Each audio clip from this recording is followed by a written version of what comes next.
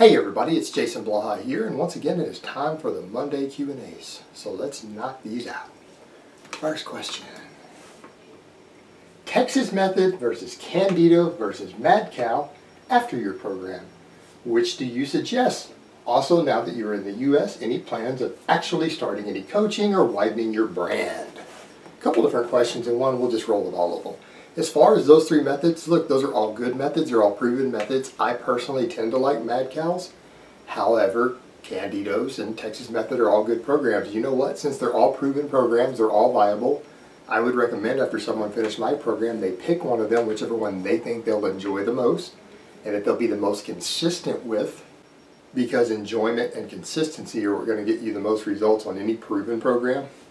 Can you stick it out?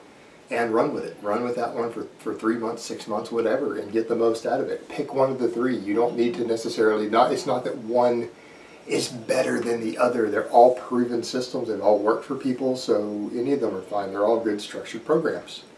Pick whichever one you think that you will enjoy the most and roll with it, because whichever one you're the most consistent upon is which one's going to give you the most gains. It's as simple as that.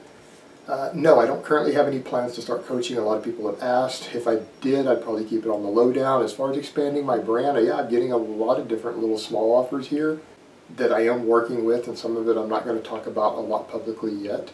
I have been asked to write some articles and things for pay. But the rest of my brand expanding is going to be more into my tactical. I feel like I've pretty well saturated as far as my actual brand right now. I've got a couple little side things and just growing the main channel for the fitness, and that's pretty much all I'm going to do with it at this point, and just let it grow just on its own. I'm not going to expand that brand. My brand expansion is going to be on the tactical side of my firearms channel and my firearms and tactical company, because that is something I am just as passionate about as training. It's something I love, I believe in, and I want to put out there. So it's going to be another side thing. That's where I'm going to expand. Alright, next question. How open will you be about AAS/peptide use now that you're in the US? That's a topic that I'm not going to discuss in the US. I discussed those things in a country where I was doing things where they were completely illegal for people to possess and use. So therefore it wasn't as big of a deal. Here in the US, any famous YouTuber or famous person who's publicly talking about that stuff, and even worse, talking about that they use it and that they have it on hand without prescriptions, and people who say things like that, are morons. That includes Piana, Boston Live, all those guys. They are morons, and they are going to end up in jail for it eventually. They're so stupid that I don't even have words for it. Sorry about that. There's people playing with guns in the other room. That's the clicking and stuff you're hearing. Alright, next question. If one is already doing heavy weighted chin-ups, face pulls, and deadlifts, is there really a need for rows? That's not a yes or no question, really, because the need for rows is going to depend upon your specific needs, how much extra back development you need. Do you need a lot of the fringe benefits you get from the rows, or their carryover to things like possible bench press, deadlifts, whatever.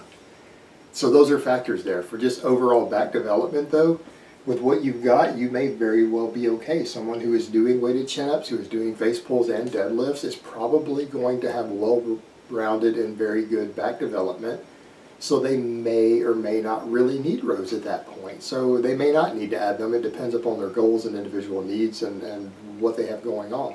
But just for overall balanced back development, those three exercises together, done correctly, heavy with good progressive overload, can absolutely get the job done. But there are other side benefits to rows beyond just things like lat development, specifically on the sport-specific side. So it's not as simple of a question as that. Alright, next question. How many calories do you actually burn while lifting? Very, very little, and that's why I tell people that the lifting weights itself, even the epoch, that metabolic increase after you train, isn't really that significant. You're not going to burn 500 extra calories a day from your weightlifting. However, what weightlifting does do is add muscle mass and increase overall base metabolic rate as a result of all the muscle tissue that you're carrying and some of the epoch and recovery there. So it's still very, very worthwhile in the long term for body recomposition and fat loss, because over time, over a year or two, you can dramatically increase your metabolic rate from the muscle gains. But as far as the actual training itself, trying to use high volumes of training to burn through calories is very inefficient. It cannot compete with cardio for just sheer caloric burn, and it's very, very minimal. For most people's training, particularly who aren't really strong yet and subjecting themselves to very massive workloads. Because remember, all those low weight curls and isolation movements aren't burning hardly any calories. It's people doing high volumes with heavy weights on big, heavy movements. It might be burning a bit more calories, but even then, it's not like you're going to burn 500 calories in a weightlifting session. It's not going to happen. So if your goal is to just burn more calories, you need to be more active, do more cardio, things like that. So it's not enough to really worry about. It's not enough to really stagger even sometimes your daily eating around it. All right, next question. If the body adapts to workload, why don't advanced bodybuilders eventually build up to 4 to 5 hour workouts? Well, some of them do. Arnold used to, but it's the drugs that allow them to do that. As far as adapting to it goes, you adapt to the same workload. But if you increase the weight slightly and you're still doing the same amount of total volume, your total workload increases. So they do over time. A lot of the bodybuilders, athletes, everyone else, they do increase workload over time. For example, if you're able to do 5 sets of 10 on squats with 200 pounds and you increase that to 300 pounds, you've increased your workload 50%, even though you're doing the same number of sets and reps. If you add another 50 pounds, you still increased it more than 10%. Again, that's a good 15% increase or so in your workload just by adding another 50 pounds over time. So you are adapting to the workload and increasing workload over time, even if you're just adding weight to the bar, without necessarily even changing the total amount of training volume you're doing. So that really does happen. It's not just that workload isn't just about adding time and adding sets and reps. It's about your workload has to do with how much work you're doing. And that's dependent partially on weight and intensity. And the other thing that becomes the issue is that if you're just doing nothing but building endurance, there's a threshold to where your training loads with the same weight really is no longer giving you a benefit in terms of muscle growth and stimulation, anabolic signaling and things. I mean, there's a threshold to where it becomes useless. So if you're just increasing work capacity through increasing volume over time, you're going to reach a wall to where you're no longer seeing positive adaptations and changes in size and strength. It's purely just adding strength, stamina. And at a certain threshold, you're not getting any bigger as a result of it. Even if you keep increasing it without increasing mechanical tension, which is weight on the bar, you may find that you stop responding and growing to it, even though you're increasing the workload. So it's really not even something that you should focus upon completely, other than to say, I mean, more volume and work capacity is better and will produce more growth and adaptation, but there are limits to that. All right, next question. What are the advantages and disadvantages of having hypermobile arms with regards to squat, bench, and deadlift? Squat, not really so much of an issue. Now, on the bench press, I'd say that's your worst issue. Yeah, if you've got those hypermobile joints, when you lock out the bench press, if you have someone who they extend way out, you're going to need to be careful about not fully locking beyond 180 degrees on the bench press. So once you get locked, with the elbow locked at 180, you're going to need to make sure you don't lock it further. People who have that, because with a really heavy weight, that may have the potential for injury with someone with hypermobile joints. Now, people who don't, it isn't as big of an issue. So don't be scared of locking out if you don't have the issue to where your joints lock out past 180 degrees. So, but if you are, and it's more common in females, then yeah, you probably should be careful about locking completely past that point. You need to learn to train yourself to stop at that point, because you could damage the joint at some point with a really heavy weight as you get strong that way. Now with the deadlift, again, we can run into the same issue with potential for bicep injuries. I would say the best thing you could do around that, if you know you have the hypermobile joints, you know your elbows are going to be locked, when you deadlift, you probably need to do a fair amount of bicep work in the bottom position. Make sure you're getting that full stretch at the bottom so that you strengthen your bicep and your connective tissue to being used to being placed under loads down near lockout, so that hypermobility doesn't put, at least increase the potential for a bicep rupture injury there, a connective tissue injury. And I'm not saying it's necessarily going to happen because you have the hypermobile joints, but hypothetically it could put you at a higher risk, and so that's probably what you should do to just work around it just to be safe, would be my advice. All right, next question. Most full body programs seem to focus on 5 to 8 reps per set, like mine.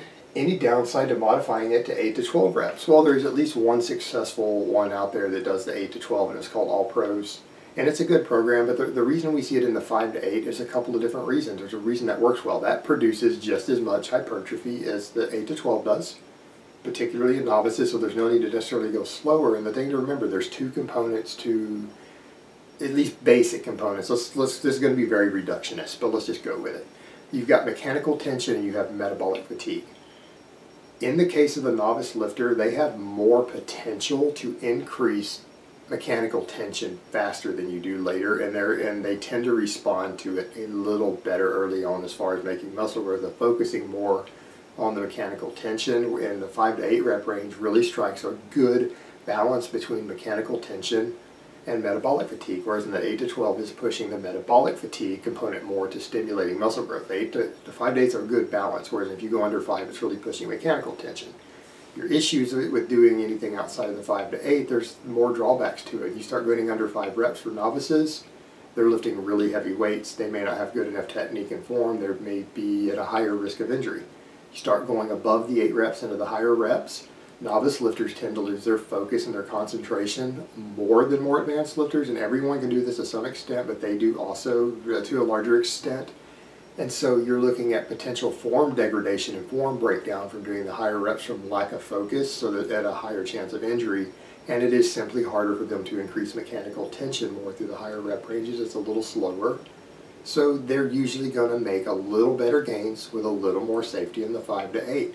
Now, is it enough of a difference that it's groundbreaking that they're going to make tremendously better gains and it's just massively superior? No.